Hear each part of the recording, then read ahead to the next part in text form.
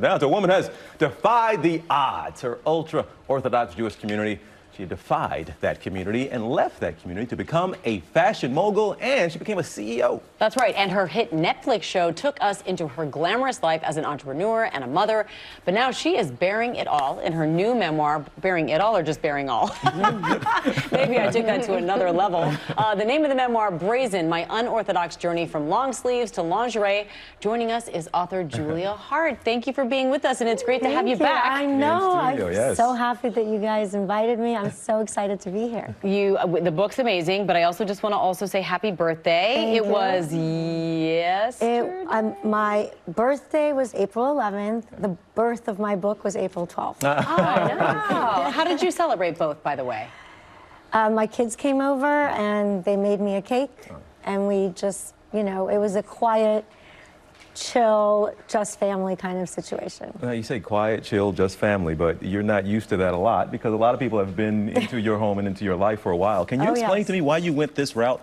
We saw the book cover. Why did you go? What are you saying there with that cover image? Because, you know, as a woman in my world, I was muzzled my whole life, right? I wasn't allowed to study the laws that govern my life.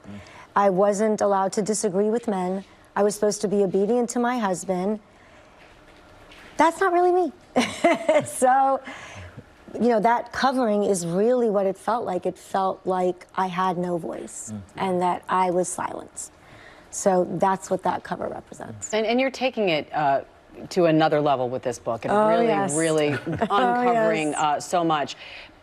I'm sure you've received a lot of praise, but do you ever fear the backlash? Of course, you know, writing a book like that, you put yourself out and you become very vulnerable. I mean, every time I start thinking that people walking in the street are going to know the most intimate details of my life, and I chose to do that, I want to jump off a 30-story window. But I keep on reminding myself that the reason I wrote it is because I think that my story can help others live and journey through their story. Because if at 42 years old, without any education, without knowing a single person in the outside world, with literally coming to Mars, because that's what it felt like, if I was able to do it in 8 years, it's never too late and everything is possible. And I wrote it so honestly because if I whitewashed things and made it look easy and pretended that I was this cool, calm, collected person throughout, how would that help people? Because if they face struggle and difficulty, they'll say, oh, that must not be part of the journey. I wanted people to understand that it's messy, it's frightening, it's crazy difficult. You do it anyway.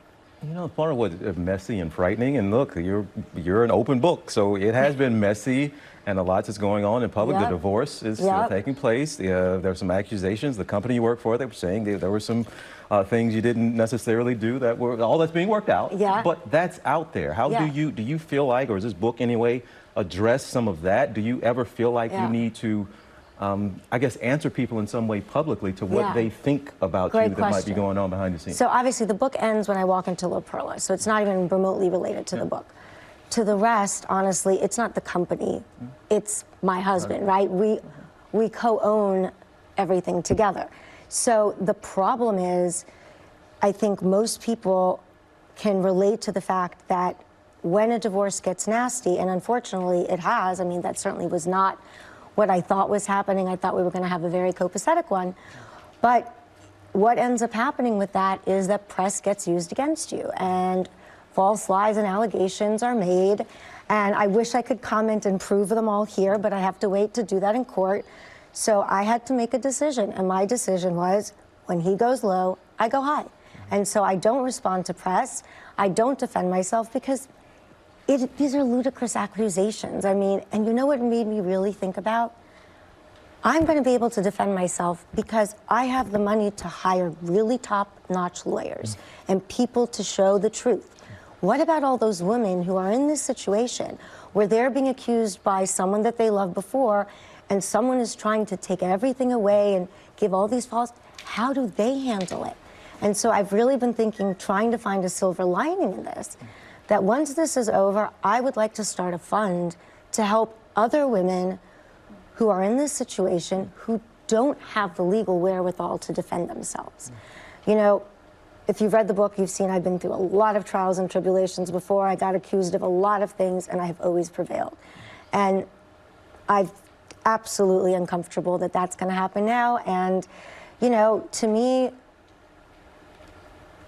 the only thing I should be saying publicly are positives and about what I've accomplished, because anything else would stoop me down to a level I don't want to go to. Well, that has worked for you. You said what has worked is that you continue always to educate yourself and always be stubborn. And here you are, so there is plenty to celebrate there. Julia, thank you so much for being with us today. We appreciate your candor, your honesty, your openness. Thank you. I want to remind everyone your book, Brazen, is available everywhere books are sold.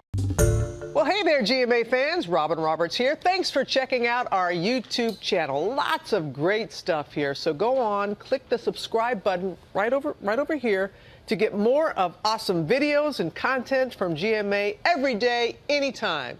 We thank you for watching, and we'll see you in the morning on GMA.